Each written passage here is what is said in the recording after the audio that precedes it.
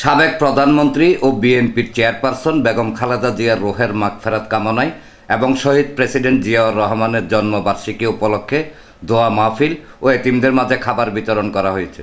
আতরা depot Kamrabad Banani আবাসিক এলাকার আবাদতখানায় ৫/৩ নং ওয়ার্ড বিএনপি যুবদল ও অঙ্গ সংগঠনের উদ্যোগে এই দোয়া মাহফিল অনুষ্ঠিত হয়।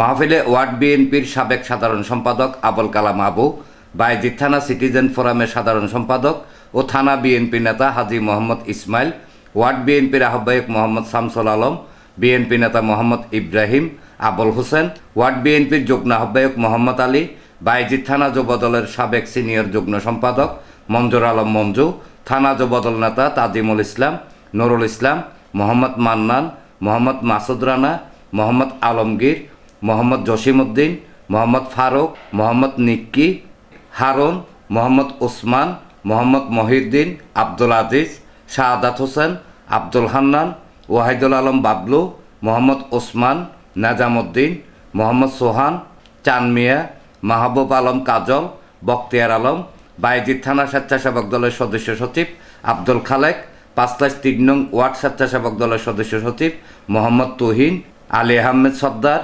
ইব্রাহিম সর্দার সহ বিএনপি যুবদল ও অঙ্গ সংগঠনের নেতৃবৃন্দ উপস্থিত ছিলেন।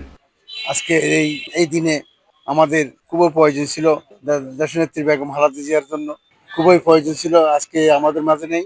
আমি আমার নেত্রী মাগফিরাত কামনা করে আমরা মন ভরে দোয়া করেছি প্রিয় নেত্রীর জন্য। উনি আজকে আমাদের মাঝ থেকে চলে গিয়েছেন, কিন্তু বাংলাদেশের কোটি কোটি জনগণ আজকে ওনার জন্য হৃদয় নিংড়ানো ভালোবাসার মাধ্যমে যে আমাদেরকে ওনাকে বিদায় দিয়েছেন, ওনার জানাজাতে লক্ষ লক্ষ মানুষের যে উপস্থিতি, এটাই প্রমাণ করে আজকে বাংলাদেশের মানুষের হৃদয়ে আপনার ১০০ বছর হৃদয়ে থাকবে আমাদের নেত্রী। ডেস্ক রিপোর্ট, প্রগতি 24 টিভি।